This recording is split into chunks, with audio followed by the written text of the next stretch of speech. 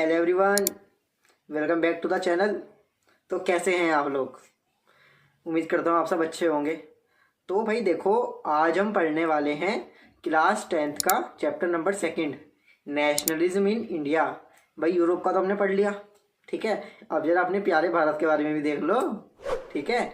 तो भाई देखो, जो ये चैप्टर है ना, ये सिर्फ हिस्ट्री नहीं है ना। मतलब इस चैप्टर में भैया इमोशन है, स्ट्रगल है, सेक्रीफाइस है, फ्रीडम है। मतलब दुनिया भर का जो पूरा दुख दर्द है ना, वो है इस चैप्टर में, इंडिया वालों का, ठीक है। और भाई देखो, बोर्ड में ना ये चैप्टर मतलब फुल पैसा वसूल है। तो वीडियो में आखिर तक बने रहना, वरना भैया जो तुम्हारे गांधी जी है नाराज हो जाएंगे, ठीक है। तो देखो, पहले देखते हैं कि what is nationalism in India, ठीक है। मतलब देखो, जो नेशनलिज्म इन इंडिया है ना, उसका मतलब ये है कि जब इंडियंस ने मिलकर ये बोला कि हम लोग अलग अलग नहीं हैं, हम सब एक ही नेशन है, ठीक है ना। और ये सब एक साथ मिलके ना ब्रिटिश के अगेंस्ट खड़े हो गए। और अब इन्होंने अपने जो ब्रिटिशर्स हैं ना, उनको इन्होंने अपना गुस्सा दिखाया, अपनी यूनिटी दिखाई, ठीक है। और इन्होंने ब्रिटिशर्स के सामने फ्रीडम की डिमांड करी, ठीक है। मतलब सिंपल वर्ड्स में इन्होंने ना ब्रिटिशर्स को मतलब यहाँ से इंडिया से भगाने की फुल तैयारी कर ली थी कि भैया अब तो इन्हें हम टाटा बाय बाय बोल के रहेंगे। अब तो आया समझ में? तो भाई देखो, पहले ही देखते हैं, नेक्स्ट टॉपिक है हमारा first world war and nationalism, ठीक है। मतलब फर्स्ट वर्ल्ड वॉर हुई थी भैया आपकी 1914 से 1918 तक चली, है ना।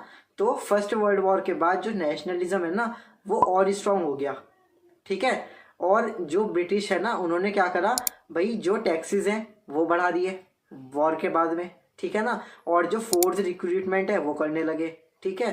तो हर एक छोटी से छोटी चीज़ के जो प्राइस है ना भाई, आसमान छूने लगे, ठीक है। अब इसका रिजल्ट क्या आया भाई? गरीबी आ गई, भुखमरी आ गई, और मेन चीज लोगों में गुस्सा आ गया, खून खौल गया लोगों का।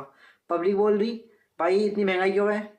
तो ब्रिटिशर बोल रहे भाई लड़ाई चल रही है इसलिए वो लड़ाई है, सॉरी मतलब लड़ाई चल रही है इसलिए महंगाई हो रही है, ठीक है। तो इसके बाद ना लोगों को लगा कि भाई अब तो फ्रीडम इज नेसेसरी, मतलब फ्रीडम अब बहुत ज़्यादा ज़रूरी है। आया समझ में? तो भैया इसके बाद फिर एंट्री होती है हमारे एक मेन इंपॉर्टेंट हीरो की, महात्मा गांधी जी। किसका क्या नाम? तो भाई महात्मा गांधी, उनका सत्याग्रह आता है, ठीक है। तो सबसे ज़्यादा इंपॉर्टेंट पार्ट है, इसलिए इसको ध्यान से अपना सुन लेना। आया समझ में? तो भाई देखो, हमारे जो महात्मा गांधी है वो 1917 में इंडिया वापस आ गए थे, ठीक है। तो उन्होंने इंट्रोड्यूस किया भाई सत्याग्रह, ठीक है। सत्याग्रह का मतलब क्या होता है? Truth plus non violence. मतलब कि ये कि बिना मार धाड़ के, मतलब मारना नहीं है किसी को, कोई लड़ाई नहीं करनी है, ठीक है। मतलब लोगों को इमोशनली, ठीक है, उनसे अपना हक मांगना, ठीक है। तो भाई गांधी जी के कुछ मूवमेंट्स आए थे, ठीक है। तो पहला आया उनका चंपारण सत्याग्रह। कब आया था ये? 1917 में। ये आया इंडिगो फार्मर्स के लिए, ठीक है। नेक्स्ट आया उनका भाई खेड़ा सत्याग्रह, ठीक है। ये आया भाई 1918 में, ठीक। ये क्यों आया था? कि जब क्रॉप फेलियर हो गए थे, क्योंकि जब टैक्स बहुत ज़्यादा हो गया, ठीक है, तो जो क्रॉप है ना वो फेल हो गई भाई, उन्होंने मतलब खराब हो गई, ठीक है। नेक्स्ट आता है उनकी अहमदाबाद मील स्ट्राइक। ये किसके लिए था भाई? ये था उनके वोटर्स के राइट के लिए, ठीक है। तो अब जो मतलब ब्रिटिश ऑफिसर्स है ना, तो भैया वो ये सोचने लगे कि ये बंदा तो मतलब सबको अपने अपने राइट दिलवा के रहेगा। मतलब सबसे ज़्यादा जो प्रॉब्लमेटिक सिचुएशन थी ना, वो खड़ी कर दी थी महात्मा गांधी ने ब्रिटिशर्स के सामने, ठीक है। तो भैया मतलब महात्मा गांधी जी ऐसे थे कि बिना लड़ाई करे, बिना कोई वॉर लड़े, ब्रिटिशर्स के लिए सबसे ज़्यादा प्रॉब्लम बन गए वो, ठीक है। अब नेक्स्ट आता है आपका Rowlatt act and Jallianwala Bagh, ठीक है। भाई 1919 में रॉलेट एक्ट आया था, ठीक है। अब इस एक्ट के अकॉर्डिंग क्या था? इस एक्ट के अकॉर्डिंग ये था कि लोगों को बिना ट्रायल के जेल हो जाएगी, ठीक है। नो अपील, मतलब कोई उनकी सुनवाई नहीं होगी। तो ये रूल सुन के भैया पब्लिक हो गई, पब्लिक गुस्सा आ गया भाई, जाहिर सी बात है, ठीक है। तो 13 अप्रैल 1919 में क्या हुआ?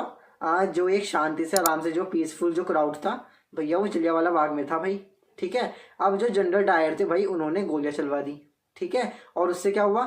कम से कम काफ़ी लोगों की जान चली गई। मतलब आप लोगों को पता होगा इस बारे में, ठीक है। तो जो ये इंसिडेंट था ना, ये बिल्कुल टर्निंग पॉइंट था। ठीक है, मतलब इंडिया वालों को गुस्सा आ गया कि भाई अब नहीं, अब तो बहुत ज़्यादा हो गया। ठीक है, तो अब स्टार्ट करा उन्होंने भाई non cooperation movement. Gandhi ji ने अपना नॉन कॉपरेशन मूवमेंट स्टार्ट कर दिया। कब स्टार्ट करा? 1920 में स्टार्ट किया ये, है ना। तो भाई इस मूवमेंट में हुआ क्या था?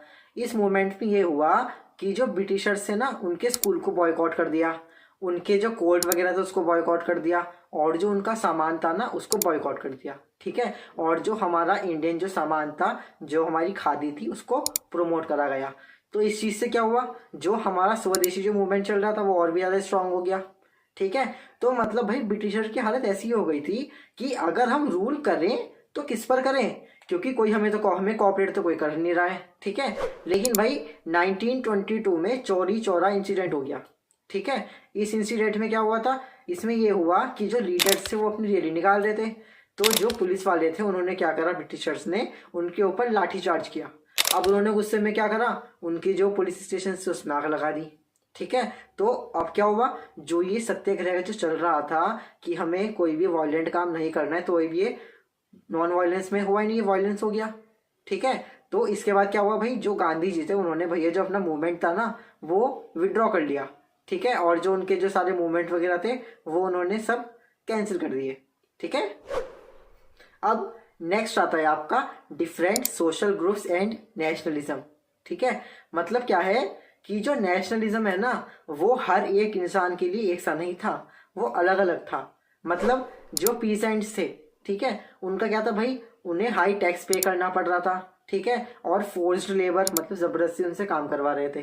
ठीक, और जो वर्कर्स थे, वर्कर्स को भाई सैलरी कम दे रहे थे और उनसे ज़्यादा घंटों तक काम करवा रहे थे।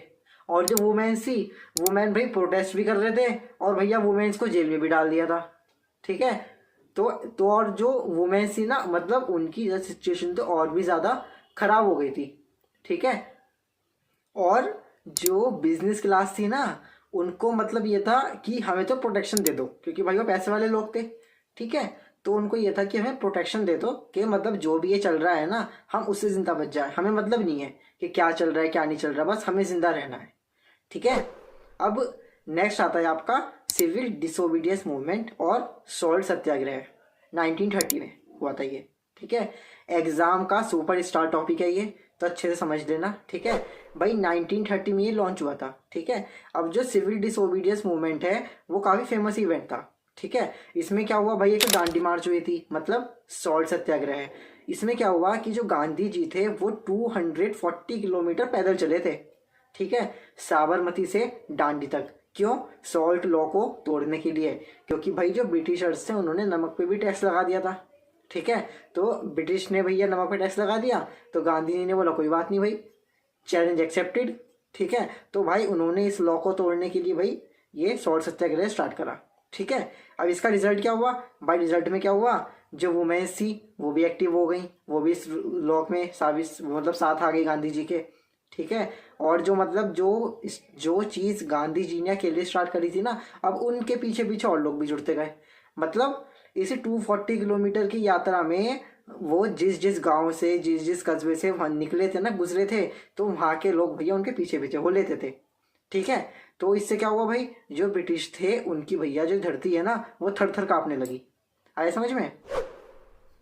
अब जो आपका मतलब ये गांधी इरविन पैक्ट था, कब हुआ था ये? 1931 में हुआ था। ठीक है, इस पैक्ट में क्या था कि जो मूवमेंट्स है ना वो टेम्परेली स्टॉप हो गए थे, मतलब कुछ टाइम के लिए स्टॉप हो गए वो। ठीक है, और जो नेशनलिज्म है उसके ऊपर भी कुछ लिमिट्स आ गई थी, है ना। क्योंकि भाई देखो, नेशनलिज्म के साथ काफ़ी प्रॉब्लम्स भी तो थी भाई। प्रॉब्लम क्या थी कि जो दलित लोग थे उनको लगता था कि हमें इग्नोर किया जा रहा है। ठीक है, जो मुस्लिम्स हैं वो अपने आप को अनसेफ फील कर रहे थे। ठीक है, और सेपरेट इलेक्टोरेट इशू भी आने लगे। ठीक है, तो 1932 में एक पूना पैक्ट आया।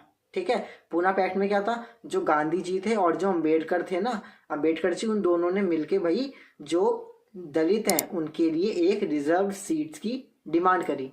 ठीक है, अब भाई इसमें पॉलिटिक्स क्या थी, क्योंकि यार देखो जो यूनिटी है ना वो यूनिटी बनाना कोई आसान नहीं होता। ठीक है, लेकिन ये गांधी जी और अंबेडकर जी ने, हमारे जो बाबा साहिब हैं, उन्होंने दोनों ने मिलके ये चीज़ें करी।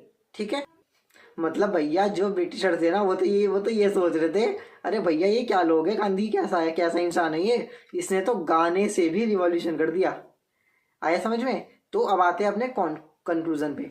ठीक है, तो देखो बच्चों, जो ये नेशनलिज्म आया ना इंडिया में, इसने क्या क्या करा, जो ब्रिटिश के जो रूल्स थे उनको इसने एक चैलेंज दिया। ठीक है, लोगों को यूनिटी में रहना सिखाया। ठीक है, और जो फ्रीडम का हमने एक अपना रास्ता बना लिया था। ठीक है, एग्जाम टिप बता रहा हूँ कि जितने हमने एक्ट पढ़े हैं, जो इवेंट्स पढ़े हैं, कितने टाइम में हो रहे हैं, उनकी क्या क्या डेट्स हैं, ठीक है, इनको अच्छे से कर लेना। ठीक है, गारंटीड आपके मार्क्स फुल आएंगे।